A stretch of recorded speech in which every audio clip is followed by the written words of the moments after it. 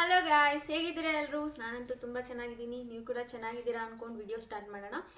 So video start ಮಾಡೋಕ್ಕಿಂತ ಮುಂಚೆ ಯಾರೆಲ್ಲ ನನ್ನ ಚಾನಲ್ನ ಸಬ್ಸ್ಕ್ರೈಬ್ ಮಾಡದೆ ನೋಡ್ತಾ ಇದ್ದೀರಾ, ಪ್ಲೀಸ್ ಸಬ್ಸ್ಕ್ರೈಬ್ ಮಾಡಿ, ಸಪೋರ್ಟ್ ಮಾಡಿ. ಆ್ಯಂಡ್ ಇವತ್ತಿನ ವಿಡಿಯೋ ಬಂದು ನನ್ನ ಪ್ರೀವಿಯಸ್ ವಿಡಿಯೋದು ಕಂಟಿನ್ಯೂಷನ್ ವಿಡಿಯೋ ಅಂತಲೇ ಹೇಳ್ಬೋದು. ಸೊ ಲಾಸ್ಟ್ ವಿಡಿಯೋದಲ್ಲಿ ನಾವು ಫಸ್ಟ್ ಟ್ರೈಮಿಸ್ಟರ್ ಆಫ್ ಪ್ರೆಗ್ನೆನ್ಸಿನ ಏನೆಲ್ಲ ನಾವು ಎಕ್ಸ್ಪೆಕ್ಟ್ ಮಾಡ್ಬೋದು, ಏನೆಲ್ಲ ಚೇಂಜಸ್ನ ನೋಡ್ತೀವಿ, ಮತ್ತು ಡೂಸ್ ಆ್ಯಂಡ್ ಡೋಂಟ್ಸ್ ಬಗ್ಗೆ ತಿಳ್ಕೊಂಡಿದ್ವು, ಪ್ರೆಗ್ನೆನ್ಸಿ ಕೇರ್ ಆ್ಯಂಡ್ ಟಿಪ್ಸ್ ಬಗ್ಗೆ. ಸೊ ಇದು ಸೆಕೆಂಡ್ ಟ್ರೈಮಿಸ್ಟರಲ್ಲಿ ನಾವು ಏನೆಲ್ಲ ಎಕ್ಸ್ಪೆಕ್ಟ್ ಮಾಡ್ಬೋದು, ಡೂಸ್ ಆ್ಯಂಡ್ ಡೋಂಟ್ಸ್ ಬಗ್ಗೆ ತಿಳ್ಕೊಳ್ಳೋಣ. ವೀಕ್ 14 ವೀಕ್ 27ವರೆಗೂ ನಾವು ಸೆಕೆಂಡ್ ಟ್ರೈಮಿಸ್ಟರ್ ಆಫ್ ಪ್ರೆಗ್ನೆನ್ಸಿ ಅಂತ ಹೇಳ್ತೀವಿ. ಸೊ ಸೆಕೆಂಡ್ ಟ್ರೈಮಿಸ್ಟರ್ ಆಫ್ ಪ್ರೆಗ್ನೆನ್ಸಿನ ಗೋಲ್ಡನ್ ಪೀರಿಯಡ್ ಆಫ್ ಪ್ರೆಗ್ನೆನ್ಸಿ ಅಂತಾನೆ ಕರಿತೀವಿ. ಯಾಕಂದರೆ ನಾವು ಫಸ್ಟ್ ಟ್ರೈಮಿಸ್ಟರಲ್ಲಿ ತುಂಬ ಅನ್ಕಂಫರ್ಟಬಲ್ ಫೀಲ್ ಮಾಡಿರ್ತೀವಿ, ವಾಮಿಟಿಂಗ್ ಇರುತ್ತೆ, ನಾಸಿಯಾ ಇರುತ್ತೆ, ತುಂಬ ಸುಸ್ತಾಗ್ತಿರುತ್ತೆ. ಬಟ್ ಸೆಕೆಂಡ್ ಟ್ರೈಮಿಸ್ಟರಲ್ಲಿ ನಿಮ್ಗೆ ಆ ಥರ ಏನೂ ಆಗಲ್ಲ, ಆರಾಮಾಗಿರ್ತೀರ. ಥರ್ಡ್ ಟ್ರೈಮಿಸ್ಟರಲ್ಲೂ ಕೂಡ ನಿಮ್ಗೆ ತುಂಬ ಅನ್ಕಂಫರ್ಟಬಲ್ ಇರುತ್ತೆ, ಫಸ್ಟ್ ಟ್ರೈಮಿಸ್ಟರಲ್ಲೂ ಇರುತ್ತೆ. But second trimester is golden period of pregnancy ಅಂತಲೇ ಹೇಳ್ಬೋದು. ಆ್ಯಂಡ್ ಇವಾಗ ಫಸ್ಟ್ ನಾವು ಏನೆಲ್ಲ ಚೇಂಜಸ್ನ ನೋಡ್ತೀವಿ ಸೆಕೆಂಡ್ ಟ್ರೈಮಿಸ್ಟರಲ್ಲಿ ಅಂತ ನೋಡೋಣ. Major part of the baby ಈ ಟ್ರೈಮಿಸ್ಟರಲ್ಲೇ ಗ್ರೋ ಆಗುತ್ತೆ. ಆ್ಯಂಡ್ ಬೇಬಿದು ಯಾವಾಗ ಬೇಬಿ ನಮ್ಮದು ಮಾತನ್ನೆಲ್ಲ ಕೇಳಿಸ್ಕೊಳ್ಳುತ್ತೆ ಅಂದರೆ ಅವ್ರದ್ದು ಇಯರ್ ಡೆವಲಪ್ ಆಗೋದು ವೀಕ್ 18 ಆ್ಯಂಡ್ ಅವ್ರಿಗೆ ಸೆನ್ಸ್ ಆಗೋದು ನಾವೇನು ಮಾತಾಡ್ತೀವಿ ಅಂತ ವೀಕ್ 22. ಸೊ ನೀವು ಯಾವಾಗಲೂ ಅವರಿಗೆ ಒಳ್ಳೆಯದನ್ನ ಹೇಳ್ತಾ ಇದ್ರೆ ಮಕ್ಕಳಿಗೆ ಒಳ್ಳೆಯದೇ ಗೊತ್ತಾಗುತ್ತೆ. ನೀವು ಬೇಕಾದರೆ ನಮ್ಮದು ಪುರಾಣದಲ್ಲಿ ಒಂದು ಕತೆ ಇದೆ, ಅಭಿಮನ್ಯುದು ಕತೆ ಇಲ್ವಾ? ಸೊ ಅವ್ರ ಫಾದರ್ ಏನೇನೆಲ್ಲ ಯುದ್ಧ ಮಾಡಿದ್ರು ಅಂತ ಅವ್ರು ಹೊಟ್ಟೆಲಿದ್ದಾಗ ಕೇಳಿದ್ದರಿಂದ ಅವನು ಯುದ್ಧ ಮಾಡೋಕ್ಕೆ ಸಾಧ್ಯ ಆಯಿತು, ಅಭಿಮನ್ಯು ಚಕ್ರವ್ಯೂಹನ ಭೇದಿಸ್ದ ಅಲ್ವಾ?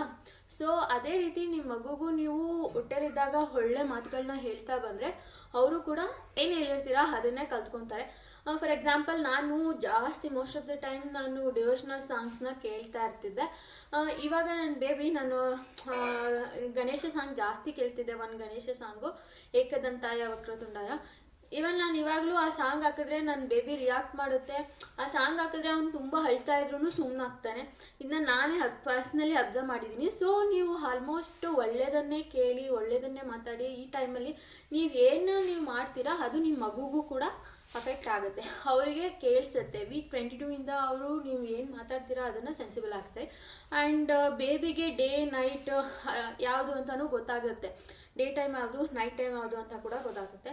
ಆ್ಯಂಡ್ ಅವರು ಪೀ ಮಾಡೋಕ್ಕೆ ಸ್ಟಾರ್ಟ್ ಮಾಡಿರ್ತಾರೆ. ಅವ್ರದ್ದು ಓನ್ ಅಮ್ನಾಲಿಕ್ ಪೀರಿಯಡ್ನ ಅವರೇ ಸಮ್ಟೈಮ್ಸ್ ಕುಡಿದ್ಬಿಟ್ಟು ಅವ್ರದ್ದು ಯೂರಿನ್ನ ಕುಡಿದ್ಬಿಟ್ಟು ಆವಾಗ ನಿಮಗೆ ಇಕ್ಕಪ್ ಸೌಂಡ್ ಕೇಳಿಸುತ್ತೆ, ಹೊಟ್ಟೆಲಿದ್ದಾಗೇ ಮಗು ಬಿಕ್ಕಿಸೋದು ಕೇಳಿಸುತ್ತಲ್ಲ, ಅದು ಆ ಟೈಮಲ್ಲಿ.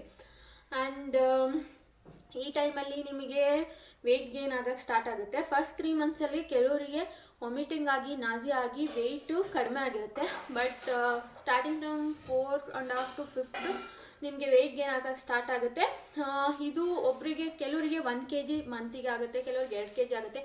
1 to 2.5 kg per month is normal. So one ಮಂತಲ್ಲಿ ನಿಮ್ಗೆ ಇಷ್ಟು ವೆಯ್ಟ್ ಗೇನ್ ಆಗ್ತದೆ ಅಂದರೆ ಇಟ್ಸ್ ಫೈನ್, ಏನು ತೊಂದರೆ ಇಲ್ಲ. ಪ್ರೆಗ್ನೆನ್ಸಿಲಿ ಅರೌಂಡ್ 12 to 20 ತನಕ ವೆಯ್ಟ್ ಗೇನ್ ಆಗುತ್ತೆ ಕೆಲವರಿಗೆ. ನನಗೆ ಸ್ಟಾರ್ಟಿಂಗ್ ನಾನು ಪ್ರೆಗ್ನೆಂಟ್ ಆದಾಗ 56 ಇದ್ದೆ. ಸೊ ನಾನು ಡೆಲಿವರಿ ಟೈಮಲ್ಲಿ 73 ಇದ್ದೆ. ಆ್ಯಂಡ್ ವೆಯ್ಟ್ ಗೇನ್ ಆಗೋದು ನಾರ್ಮಲೇ ಇರುತ್ತೆ, ಸೊ ಅದಕ್ಕೇನು ತೊಂದರೆ ಇಲ್ಲ. ಅದಾದಮೇಲೆ ನಿಮಗೆ ಸ್ಟ್ರೆಚ್ ಮಾರ್ಕ್ಸ್ ಕಾಣ್ತಿರುತ್ತೆ. ಸೊ ಈ ಸ್ಟ್ರೆಚ್ ಮಾರ್ಕ್ ಏನಕ್ಕೆ ಬರುತ್ತೆ? ಫಸ್ಟ್ ಆಫ್ ಆಲ್ ಮನೇಲೆಲ್ಲ ಹೇಳ್ತಾರೆ, ಸ್ಕ್ರ್ಯಾಚ್ ಮಾಡ್ಕೊಬೇಡ, ನೀನು ಸ್ಕ್ರ್ಯಾಚ್ ಮಾಡಬೇಡ, ನಿಮಗೆ ಸ್ಕ್ರ್ಯಾಚ್ ಮಾಡಿದರೆ ಸ್ಟ್ರೆಚ್ ಮಾರ್ಕ್ ಆಗುತ್ತೆ, ಅದನ್ನ ಯಾವತ್ತೂ ಹೋಗಲ್ಲ ಅಂತ. ಇಲ್ಲಿ ಏನು ಗೊತ್ತೆ ಅಂದರೆ, ಸ್ಕ್ರ್ಯಾಚ್ ಮಾಡೋದ್ರಿಂದ ನಿಮಗೆ ಸ್ಟ್ರೆಚ್ ಮಾರ್ಕ್ ಬರಲ್ಲ. ಸೊ ನಿಮ್ಮ ಬೇಬಿ ಗ್ರೋ ಆಗ್ತಾ ನಿಮ್ಮದು ಬಾಡಿ ಎಕ್ಸ್ಪೆಂಡ್ ಆಗ್ತಾ ಹೋಗುತ್ತೆ, ನಿಮ್ಮದು ಸ್ಟಮಕ್ ಎಕ್ಸ್ಪೆಂಡ್ ಆಗ್ತಾ ಹೋಗುತ್ತೆ. ಸೊ ಒಂದು ಲಿಮಿಟಲ್ಲಿ ಎಕ್ಸ್ಪೆಂಡೇಷನ್ಸ್ ಲಿಮಿಟ್ ಕ್ರಾಸ್ ಆದಾಗ ಅದು ಬ್ರೇಕ್ ಡೌನ್ ಆಗಿ ನಿಮಗೆ ಸ್ಟ್ರೆಚ್ ಮಾರ್ಕ್ ಆಗೋದು. ಇದಕ್ಕೆ ಕ್ರೀಮ್ಸ್ ಎಲ್ಲ ಕೊಡ್ತಾರೆ, ಬಟ್ ಯಾವುದೇ ಕ್ರೀಮ್ ಹಾಕಿದ್ರೂ ಅದು ಎಫೆಕ್ಟ್ ಆಗುತ್ತೆ ಅಂತ ನನಗೆ ಅನ್ಸಲ್ಲ. ಬಿಕಾಸ್ ನಾನು ಅಪ್ಲೈ ಮಾಡಿದ್ದೆ, ಬಟ್ ನನಗೆ ಸ್ಟ್ರೆಚ್ ಮಾರ್ಕ್ಸ್ ಇದೆ, ಅದಾಗೆ ಹೋಗುತ್ತೆ, ಅದಾಗಿದೆ. ಸೊ ನ್ಯಾಚುರಲ್ ಆಗಿ ನೀವು ಅದನ್ನು ಮಾಯ್ಶ್ಚರೈಸ್ ಮಾಡೋಕ್ಕೆ ಕೋಕೋನಟ್ ಆಯಿಲ್ನ ಅಪ್ಲೈ ಮಾಡ್ಬೋದು. ಆ್ಯಂಡ್ ನೆಕ್ಸ್ಟ್ ಮುಖದ ಮೇಲೆ ನಿಮಗೆ ಪಿಗ್ಮೆಂಟೇಷನ್ ಸ್ಟಾರ್ಟ್ ಆಗುತ್ತೆ ಈ ಸೆಕೆಂಡ್ ಟ್ರೈಮಿಸ್ಟರಲ್ಲಿ. ಅದಕ್ಕೂ ತುಂಬ ತಲೆ ಕೆಡಿಸ್ಕೊಳ್ತಾ ಹೋಗಬೇಡಿ. ಇವಾಗ ನೋಡಿ, ನನಗೂ ಕೂಡ ಮೂಗ್ ಮೇಲೆ ಪಿಗ್ಮೆಂಟೇಷನ್ ಆಗಿದೆ. ಅದು ಆಲ್ಮೋಸ್ಟ್ ಕೆಲವರಿಗೆ ಹಾರ್ಮೋನ್ ಇಂಬ್ಯಾಲೆನ್ಸಿಂದ ಹಾಗೆ ಆಗುತ್ತೆ. ಮೋಸ್ಟ್ ಆಫ್ ದ ವುಮನಿಗೆ ಪ್ರೆಗ್ನೆಂಟ್ ಇದ್ದಾಗ ಪಿಗ್ಮೆಂಟೇಷನ್ ಚರ್ಮ ಬಂದೇ ಬರುತ್ತೆ. ಸೊ ಅದಕ್ಕೆಲ್ಲ ವರಿ ಮಾಡಬೇಡಿ. ಆ್ಯಕ್ಚುಲಿ ನಾನು ತುಂಬ ವರಿ ಮಾಡ್ಕೊಂಡಿದ್ದೆ, ನಂಗೆ ಪಿಗ್ಮೆಂಟೇಷನ್ ಆಗಿದೆ, ನಂಗೆ ಇದು ಬರ್ತಿದೆ, ಊರಲ್ಲೆಲ್ಲ ಹೇಳ್ತಾರೆ ಇದು ಬಂದರೆ ಅದು ಬರುತ್ತೆ, ಕಷ್ಟ ಬರುತ್ತೆ. ಅದೆಲ್ಲ ಏನಿಲ್ಲ, ನಿಮಗೆ ಹಾರ್ಮೋನಲ್ ಇಂಬ್ಯಾಲೆನ್ಸಿಂದ ಇದು ಚೇಂಜ್ ಆಗಿ ನಿಮ್ಮ ಮುಖದಲ್ಲಿ ಅದು ಚಸ್ಮಾ ಬಂದಿರುತ್ತೆ. ಅದು ನೀವು ಟ್ರೀಟ್ಮೆಂಟ್ ತೊಗೊಂಡ್ರೆ ಹೋಗುತ್ತೆ. ಬಟ್ ಪ್ರೆಗ್ನೆನ್ಸಿಲಿ ಮತ್ತು ಬ್ರೆಸ್ಟ್ ಫೀಡ್ ಮಾಡುವಾಗ ಯಾವುದೇ ರೀತಿ ಮೆಡಿಕೇಷನ್ಸ್ನ ತೊಗೊಳ್ಳೋದು ಸೇಫ್ ಅಲ್ಲ ಬೇಬಿಗೆ. ಸೊ ಅದಕ್ಕೆ ನಾನು ಏನೂ ತೊಗೊಂಡಿಲ್ಲ, ಅದನ್ನು ಹಾಗೆ ಬಿಟ್ಟಿದ್ದೀನಿ.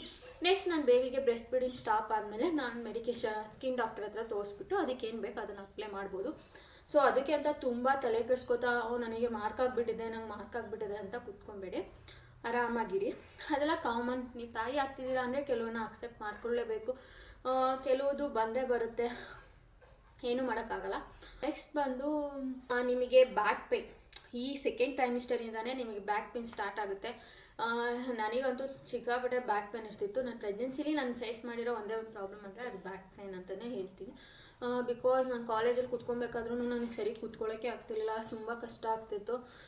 ಮನೆಗೆ ಬಂದು ಬ್ಯಾಕ್ ಪೇನ್ ಅಂತಿದ್ದೆ. ಅದಕ್ಕೆ ನಾನು ಕಾಲೇಜಲ್ಲಿ ಕೂತ್ಕೊಬೇಕಾದ್ರೆ ಒಂದು ಪಿಲ್ಲೋ ಇಟ್ಕೊಂಡು ಕೂತ್ಕೊತಿದ್ದೆ ಸಪೋರ್ಟ್ ತೊಗೊಂಡು. ಆವಾಗ ನನಗೆ ಸ್ವಲ್ಪ ಕಂಫರ್ಟಬಲ್ ಅನ್ನಿಸ್ತಿತ್ತು. ಆ್ಯಂಡ್ ಮನೆಗೆ ಬಂದಾಗ ಹಾಟ್ ವಾಟರ್ ಬ್ಯಾಗ್ ಇಟ್ಕೊಂಡು ಅದಕ್ಕೆ ಮಸಾಜ್ ಮಾಡ್ಕೊತಿದ್ದೆ. ಸೊ ಆವಾಗೂ ಬ್ಯಾಕ್ ಪೇನ್ ಸ್ವಲ್ಪ ರಿಲೀಫ್ ಆಗ್ತಿತ್ತು.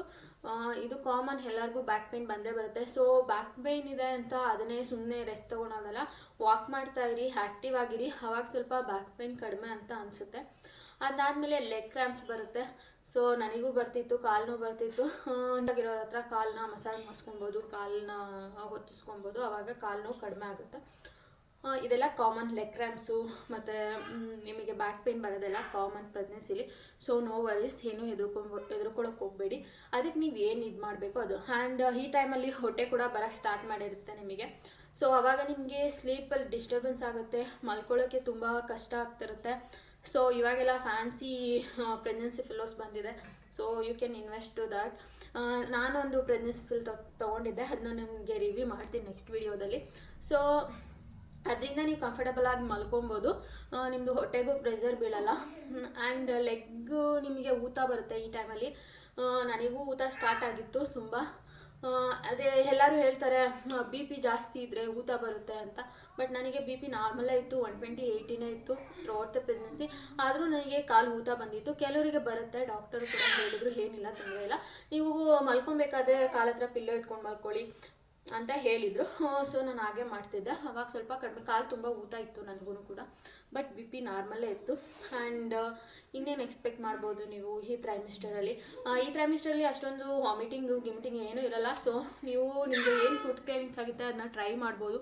ಆ್ಯಕ್ಚುಲಿ ಈ ಟೈಮ್ನ ನೀವು ಬೇಬಿ ಮೂನ್ಗೆ ಅಂತ ಯೂಸ್ ಮಾಡ್ಕೊಬೋದು. ಸೊ ಈ ಟೈಮಲ್ಲಿ ನಿಮಗೇನು ಫಸ್ಟ್ ಟ್ರೈಮಿಸ್ಟರ್ ಅಥವಾ ಥರ್ಡ್ ಟ್ರೈಮಿಸ್ಟರ್ ಅಷ್ಟು ರಿಸ್ಟ್ರಿಕ್ಷನ್ ಇರಲ್ಲ. ಸೊ ನೀವು ಎಲ್ಲಾದರೂ ಆಚೆ ಕೂಡ ಹೋಗಿ ಬರ್ಬೋದು. ಇದು ನನ್ನ ಸಜೆಷನ್ನು, ನೀವು ಮಾಡಲೇಬೇಕು ಅಂತ ಇಲ್ಲ. ನಾನು ಹೋಗಿದ್ದರಿಂದ ನಂದು ಪ್ರೆಗ್ನೆನ್ಸಿಯಲ್ಲಿ ಏನಾಗಿತ್ತು ಅಂತ ನಿಮ್ಗೆ ಹೇಳ್ತಾರೆ ಅಷ್ಟೇ. ಆ್ಯಂಡ್ ನೆಕ್ಸ್ಟು ಮೆಡಿಕೇಷನಿಗೆ ಬರೋಣ. ಸೊ ಈ ಟೈಮಲ್ಲಿ ನೀವು ಎವ್ರಿ ಮಂತ್ ಚೆಕಪ್ಗೆ ಅಂತ ಹೋಗ್ತಿರ್ತೀರ. ಸೊ ಆವಾಗ ಡಾಕ್ಟರ್ ನಿಮಗೆ ಬಿ ಪಿ ಚೆಕ್ ಮಾಡ್ತಾರೆ, ವೆಯ್ಟ್ ಚೆಕ್ ಮಾಡ್ತಾರೆ, ಆ್ಯಂಡ್ ಹಾರ್ಟ್ ಬೀಟ್ ಬೇಬಿದು ಚೆಕ್ ಮಾಡ್ತಾರೆ. And vitamin calcium tablet, iron tablet ಕೊಡ್ತಾರೆ. ಅದನ್ನ ನೀವು ರೆಗ್ಯುಲರಾಗಿ ತೊಗೊಬೇಕು. ಆ್ಯಂಡ್ ಕೆಲವರಿಗೆ ಏನಾದರೂ ಅನಿಮಿಯಾ, ಆ್ಯಕ್ಚುಲಿ ಅನಿಮಿಯಾ ಸ್ಟಾರ್ಟ್ ಆಗೋದು ಈ ಸೆಕೆಂಡ್ ಟ್ರೈಮಿಸ್ಟರಲ್ಲೇ. ನನಗೂ ಅನಿಮಿಯಾ ಇತ್ತು. ಸೊ ನನಗೆ ಅವರು ಸೊಪ್ಪು, ತರಕಾರಿ, ಹಣ್ಣು ಎಲ್ಲ ಚೆನ್ನಾಗಿ ತಿನ್ನಿ ಅಂತ ಹೇಳಿದರು. ನಾನು ತುಂಬ ತಿಂದಿದ್ದು ಪೊಮೊಗ್ರಾನೆಟು. ಸೊ ಅದು ತಿಂದಾದಮೇಲೆ ನನಗೆ ಬ್ಲಡ್ ನಾರ್ಮಲ್ ಆಯಿತು. ಸೊ ನಿಮಗೂ ಏನಾದರೂ ಅನಿಮಿಯಾ ಇದ್ದರೆ ಪೊಮೊಗ್ರಾನೆಟ್ನ ಚೆನ್ನಾಗಿ ತೊಗೊಳ್ಳಿ, ಪಾಲಕ್ ಸೊಪ್ಪು ಚೆನ್ನಾಗಿ ತೊಗೊಳ್ಳಿ, ಎಗ್ ತೊಗೊಳ್ಳಿ. ಸೊ ಅದು ಆಲ್ರೈಟ್ ಆಗುತ್ತೆ. ಆ್ಯಂಡ್ ಇಂಜೆಕ್ಷನ್ ಬಂದು 2 ಇಂಜೆಕ್ಷನ್, ಟಿ ಇಂಜೆಕ್ಷನ್, ಅದನ್ನ ನಾನು ಗೌರ್ಮೆಂಟ್ ಹಾಸ್ಪಿಟಲಲ್ಲೇ ತೊಗೊಂಡಿದ್ದೆ. ಆ್ಯಂಡ್ ನೆಕ್ಸ್ಟು ಇನ್ನೊಂದು ಪ್ರೈವೇಟಲ್ಲಿ ನನಗೆ ಫ್ಲೂ ಇಂಜೆಕ್ಷನ್ ಅಂತ ಕೊಟ್ಟಿದ್ದರು, ಅದೊಂದು ಅಲ್ಲಿ ತೊಗೊಂಡಿದ್ದೆ. 2 ವ್ಯಾಕ್ಸಿನ್ ಪ್ರೈವೇಟಲ್ಲಿ ತೊಗೊಂಡಿದ್ದೆ, 2 ವ್ಯಾಕ್ಸಿನ್ ಗೌರ್ಮೆಂಟಲ್ಲಿ ತೊಗೊಂಡಿದ್ದೆ. ಆ್ಯಂಡ್ ಅದಾದಮೇಲೆ ನೆಕ್ಸ್ಟ್ ಈ ಸೆಕೆಂಡ್ ಟ್ರೈಮಿಸ್ಟರ್ ಆಲ್ಮೋಸ್ಟ್ ಈಸಿ ಆಗಿರುತ್ತೆ ಅಂತ ನನ್ನ ಅನಿಸಿಕೆ, ಫಸ್ಟ್ ಆ್ಯಂಡ್ ಥರ್ಡ್ ಸೆಮಿಸ್ಟರಿಂದ.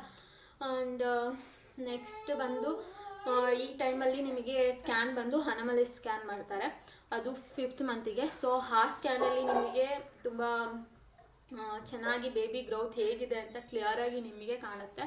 ಅದು ಅನಾಮಲಿ ಸ್ಕ್ಯಾನ್ 5th ಮಂತಿಗೆ, ಅರೌಂಡ್ 5th ಮಂತಿಗೆ ಮಾಡ್ತಾರೆ.